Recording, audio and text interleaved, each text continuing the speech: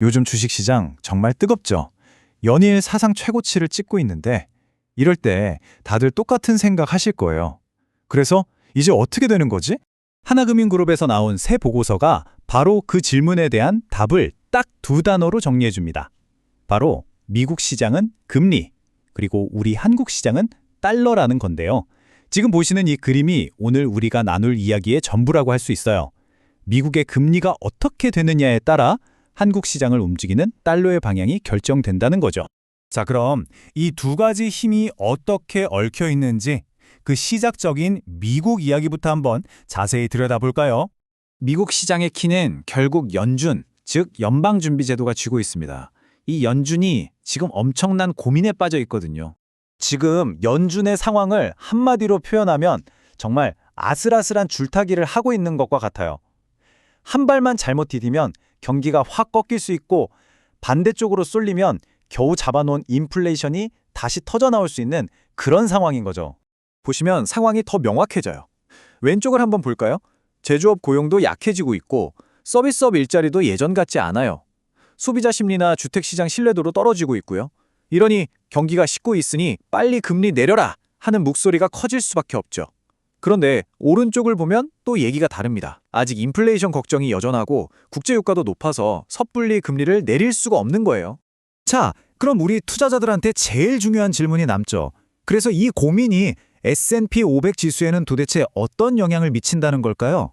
보고서는 딱 두 가지 길을 보여주고 있어요. 첫 번째, 연준이 에이 아직은 안 돼 하고 금리를 그대로 동결하는 시나리오. 이 경우 S&P 500은 7,690포인트까지 갈 수 있다고 보고요. 두 번째, 이젠 내려야겠다 하고 한두 번 금리를 인하하는 시나리오. 이때는 무려 8,640포인트까지도 가능하다는 전망입니다. 와, 정말 연준의 선택 하나에 시장의 운명이 걸려있다고 해도 과언이 아니네요. 자, 그럼 이 미국의 결정이 태평양 건너 우리 한국 시장에는 어떤 영향을 미칠까요? 이게 그냥 미국만의 이야기가 아니거든요. 특히 우리나라 증시에는 정말 거대한 파급 효과를 가져옵니다. 이 메커니즘이 정말 재미있어요. 한번 보세요.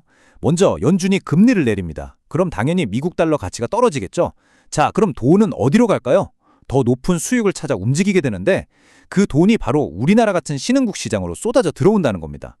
이렇게 들어온 외국인 투자 자금이 바로 코스피를 끌어올리는 아주 강력한 엔진이 되는 거죠. 그럼 그 외국인 자금이 한국에 와서 대체 뭘 살까요? 정답은 거의 정해져 있습니다. 바로 반도체죠. 압도적이에요. 이 숫자를 한번 보세요. 이게 2026년 삼성전자 한 곳에서만 나올 것으로 예상되는 영업이익입니다. 무려 301조 원. 감이 오시나요? 전 세계의 큰 손들이 이 엄청난 시장을 가만히 보고만 있을 리가 없겠죠. 그래서 아까 봤던 미국의 두 가지 시나리오가 우리 코스피에도 거의 그대로 연결되는 겁니다. 연준이 금리를 동결하면 코스피는 7,540포인트. 하지만 금리를 내려서 달러 약세가 시작되면 무려 8,470포인트까지도 바라볼 수 있다는 분석이에요. 정말 모든 게 하나로 연결되어 있는 거죠. 자, 그럼 이제부터가 진짜 중요하겠죠?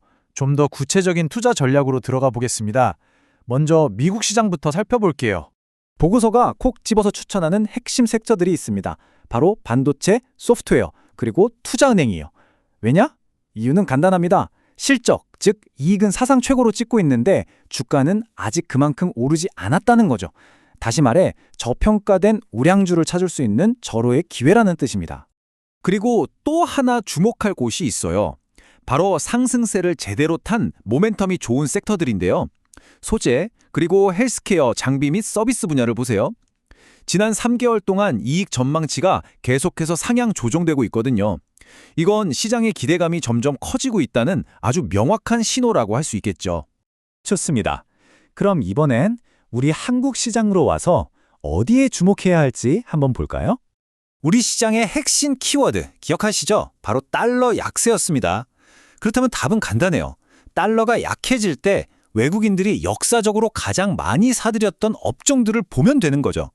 데이터를 보니까 기계, 하드웨어, 조선과 방산, 그리고 화학 업종이 바로 그 주인공들입니다. 그런데 여기서 변수가 하나 더 등장합니다. 바로 유가예요. 만약에 지금처럼 유가가 배럴당 90달러 이상으로 계속 높게 유지된다면 그 수혜는 특히 조선과 기계 업종에 집중될 거라고 합니다. 하지만 만약에 유가가 80달러 선까지 떨어져서 안정을 찾는다면요. 그럼 판이 완전히 바뀝니다. 이때는 2차 전지나 신재생 에너지를 포함한 에너지 섹터가 치고 올라올 가능성이 크다는 거죠. 이익이 개선될 게 확실하니까요. 시장이라는 게 이렇게나 변수가 많고 역동적입니다. 자, 결국 이 모든 분석을 다 종합해보면요. 딱 하나의 질문으로 모아집니다.